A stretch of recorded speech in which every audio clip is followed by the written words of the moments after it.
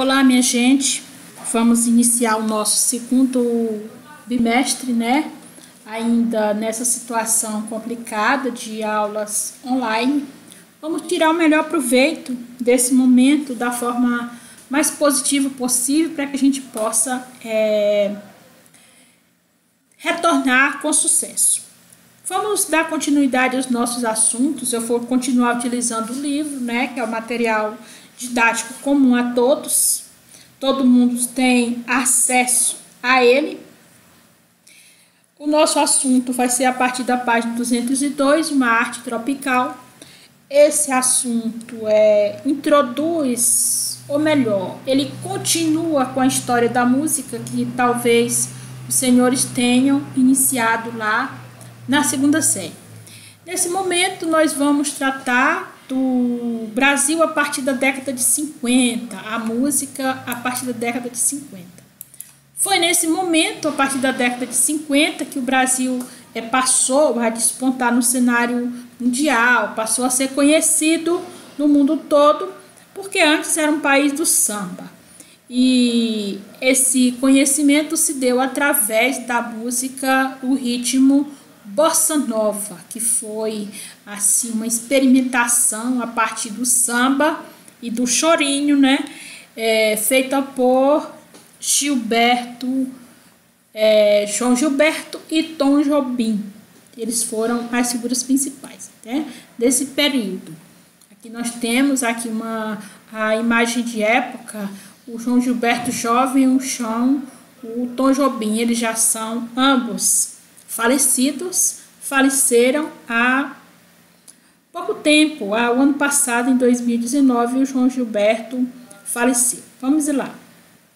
Nesse período também, o Brasil despontava com as suas propostas arquitetônicas modernas e revolucionárias, feitas por Oscar Niemeyer e o urbanista Lúcio Costa. Diz assim: passou a atrair as atenções de intelectuais europeus que viram na cidade planejada uma possibilidade de concretizar a utopia modernista. Aqui nessa imagem nós vimos o presidente da época, que era o presidente Juscelino Kubitschek, né, Oscar Niemeyer, que esse senhor ele faleceu com 104 anos, e o Lúcio Costa. Então veja bem, nesse período também, lembrando a vocês que foi nessa época que foi feita e inaugurada essa ponte daqui de Estreito.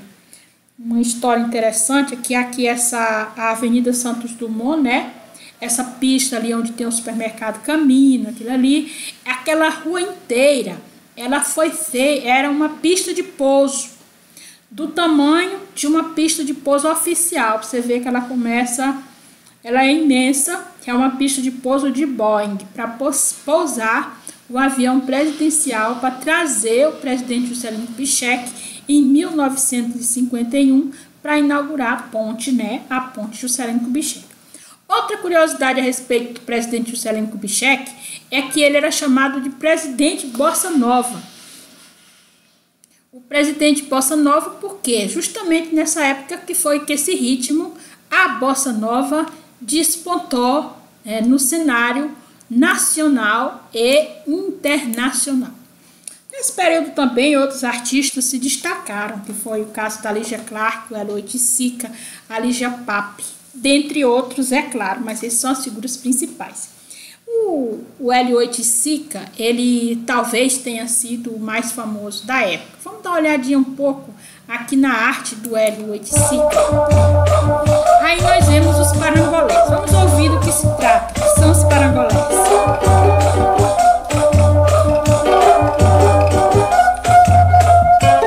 Entender a obra de Hélio Oiticica é fundamental para compreender a importância de um dos principais artistas plásticos brasileiros.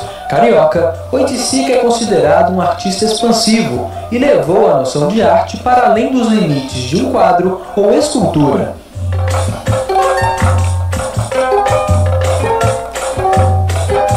Em 1964, ele tem uma experiência decisiva que é o contato dele com a escola de samba Mangueira, uma comunidade que se junta para dançar. Aquilo é muito forte para ele e então ele propõe os parangolés, que são estruturas com panos para envolver o corpo de uma pessoa, e aquela obra só faria sentido se a pessoa se movesse e dançasse, porque aí aquela cor se movimenta e se solta no espaço, né? Uma cor que voa e que precisa desse corpo para ativar isso.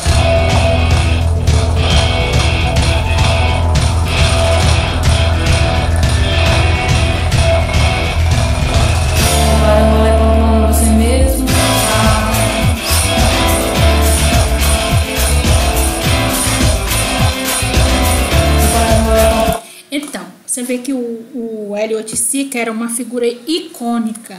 Ele era assim super intelectualizado, super moderno, super inteligente. E a criação dos parangolés, hoje se você vê painéis, hoje se utiliza muito o tal dos painéis multicolores. Os painéis multicolores que se utilizam em decoração de grandes ambientes, elas foram inspiradas aí. Lembrando a vocês que uma inspiração não é uma cópia. Uma das coisas que foram feitas, inspiradas nessas obras do Hélio Oiticica, nós temos aqui, foi uma das aberturas do programa. Dos programas de TV. A abertura da revista eletrônica da TV Globo, Fantástico, traz um conceito que nos remete ao trabalho de Oiticica.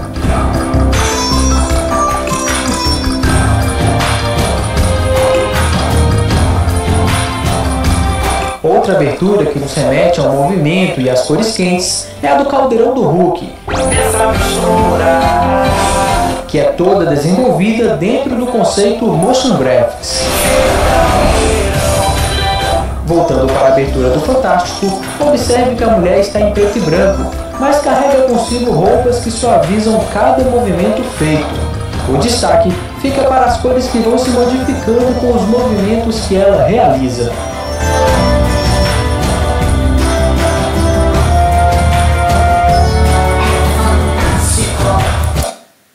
Então, aí você vê que a inspiração não significa uma cópia.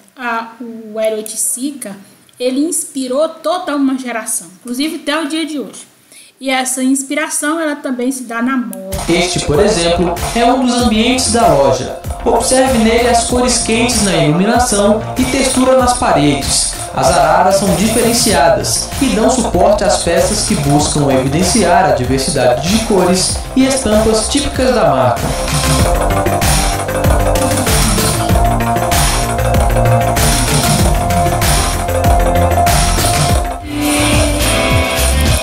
Aí o Hélio Oiticica, que era uma figura icônica, eu pessoalmente admiro ele demais.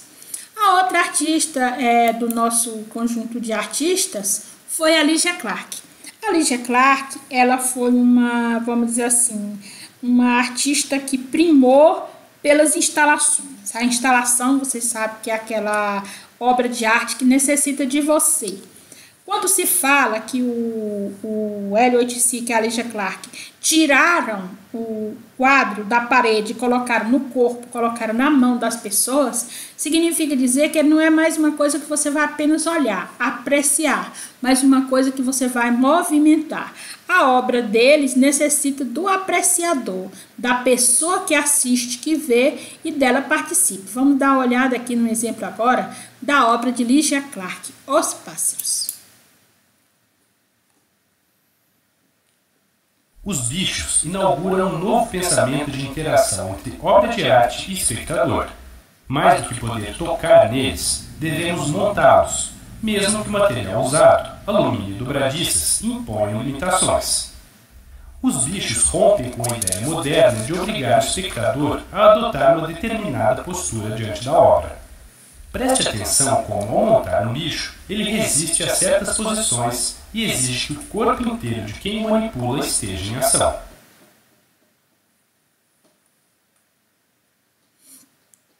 Construída em 1968, a proposição A Casa é o Corpo é feita com uma estrutura de 8 metros de comprimento e possui 2 compartimentos laterais.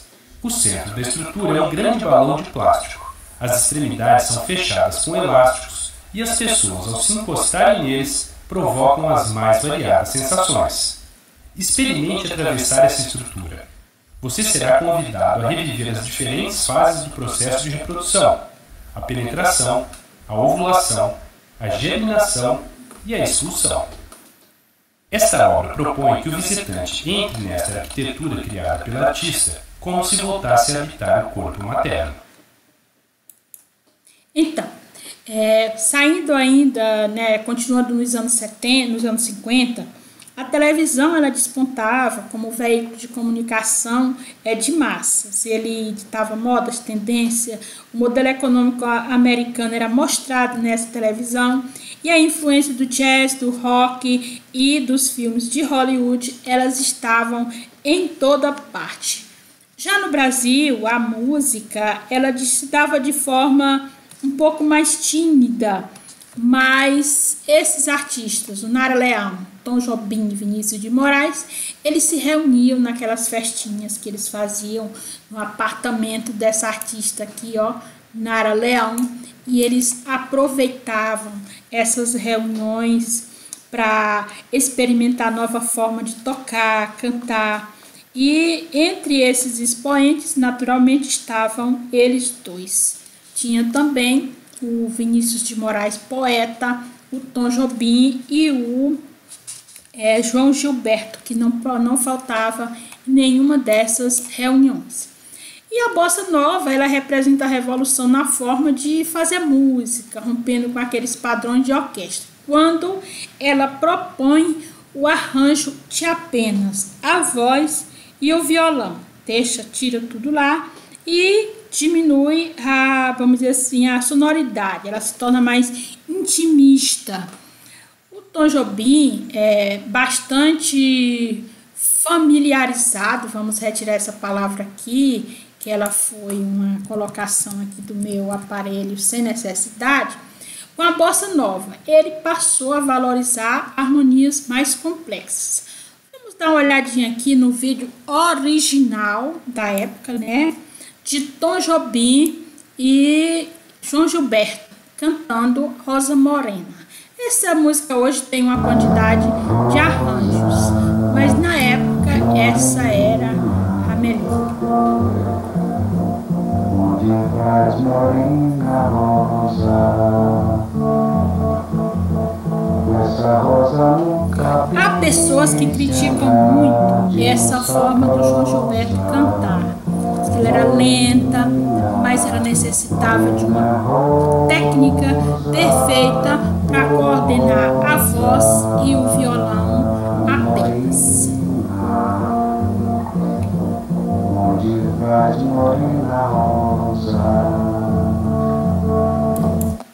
Então, continuando, porque naquela época o samba ele já era consolidado, já existia como ritmo, como gênero musical. No entanto, ele estava associado às chamadas camadas populares, era a música do morro, música das pessoas mais simples. Trazia diferenciação vocabular também. Por exemplo, no universo do samba havia as palavras cabrocha, requebrado, mulata. Já a bossa nova, ela como era feita na Zona Sul, ela era do Rio de Janeiro, trazia os termos como garota, balanço, morena. Nas canções românticas, esse dramático, era substituído por termos que incluíam certa leveza, certa suavidade, como amor, sorriso, bulir e a flor. Então, essas palavras, vamos dizer assim, elas separam um ritmo do outro. Por exemplo, vamos ouvir essa música aqui da Elisete Cardoso, que era o Barracão de Zinco. Barracão de Zinco, como era um samba, por sinal muito famoso até os dias de hoje, ele trazia a alusão ao barracão, ou seja, uma moradia simples, pobre, feita de forma improvisada.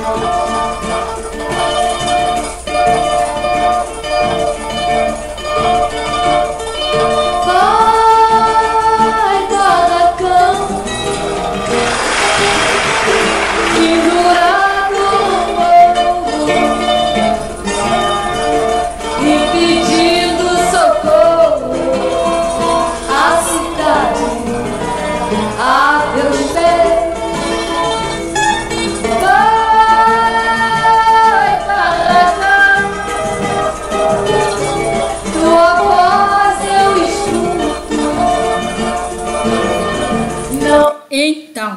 Vocês veem aí. Vamos ouvir aqui outras composições. Essas composições que vocês vão ouvir agora são composições originais tiradas do livro de vocês, do CD do livro de vocês.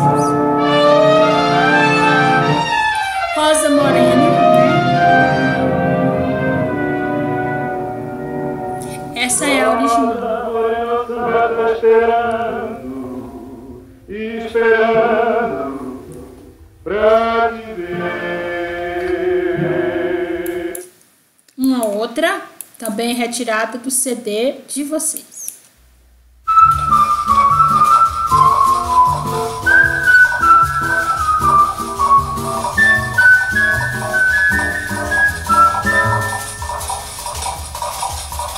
Rosa morena, essa gravação aí, ela foi feita. faz morena rosa, com essa rosa no cabelo e esse andar. Uma outra versão.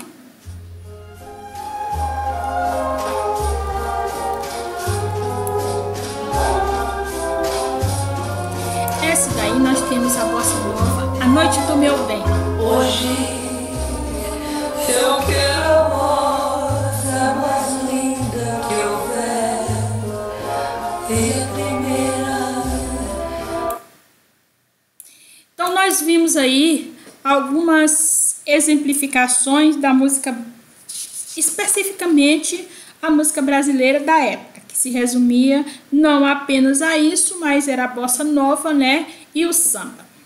Mas havia outras vertentes também, que era, por exemplo, a Jovem Guarda, que era muito criticada, e a partir de 64 houve o acirramento das críticas, a questão do início do regime militar, a influência da cultura americana na música, e algumas pessoas ficaram tão irritadas com isso que houve até uma passeata que pedia o fim do uso da guitarra elétrica. Agora veja bem, nessa época, para barrar essa influência da cultura americana dentro da cultura brasileira. Talvez em contraposição a isso, uma das vítimas dessas críticas eram os cantores Erasmo Carlos e Roberto Carlos, que eram na época os maiores representantes desse grupo, que eram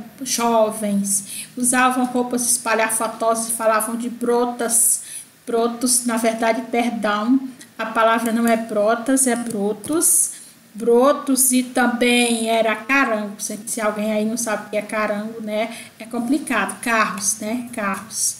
Brotos são mocinhas, rapazes, recebiam o mesmo nome. Hoje os termos que os senhores utilizam, eu não sei quais são, mas naquela época eram os brotos e os brotinhos. E também falava de aventuras amorosas. E eles eram criticados porque eles eram representantes do chamado imperialismo yankee, que era justamente, eles utilizavam o formato rock and roll e não se importavam com a situação política do momento, ao contrário do pessoal da MPB, né? Da MPB, que cantava as chamadas músicas engajadas. E a Jovem Guarda fez muito sucesso, grande sucesso de público, e explodiu, né, na televisão, através do programa de televisão que era apresentado aos sábados, que hoje em dia talvez seja o Caldeirão do Hulk, uma coisa assim. Não existe, acredito, que nenhum programa de televisão atualmente com tanto sucesso quanto fazia a Jovem Guarda. E aqui está, né, a equipe da Jovem Guarda, os rapazes e as moças. Uma das músicas de maior sucesso era Para o Casamento, gravado por essa moça aqui, né, a Vanderlei. Essa aqui é uma gravação original lá do livro de vocês, do CD que vocês têm no livro de vocês. Antes de continuar as cerimônias deste casamento, se alguém souber de algo que impeça este matrimônio, que fale agora.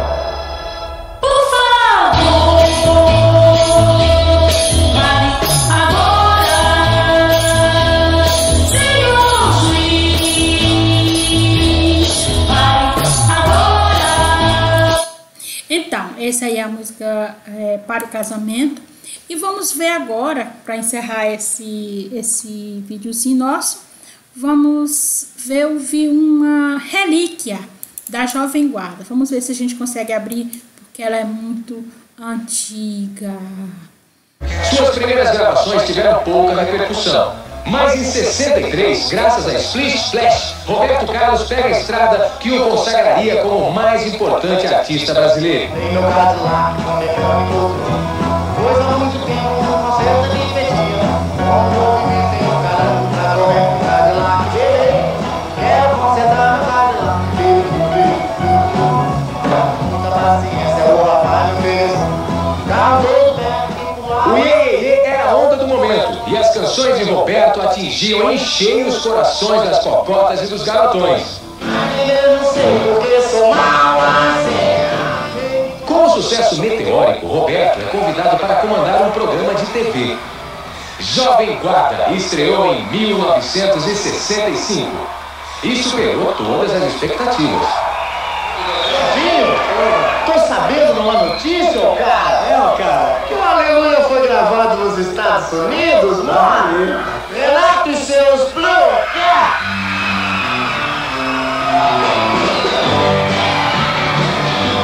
É, sem sombra de dúvida, também um marco na televisão brasileira.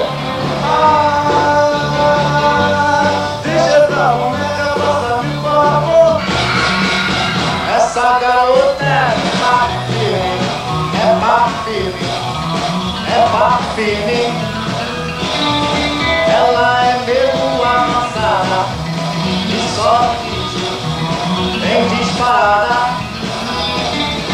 Gosta de tudo que eu falo, gosta de dia e muito embalo. Nas tardes de domingo, o programa bateu recordes de audiência, virou mania nacional e se transformou no primeiro movimento jovem brasileiro. As roupas, as gírias, A limpa mora. e o visual do já coroado rei Roberto Carlos eram imitados por toda a juventude. Meu amigo Erasmo Carlos. Junto com Erasmo e Vanderlei, Roberto mandava a brasa e liderava a festa de arromba. Vejam só que festa de arromba.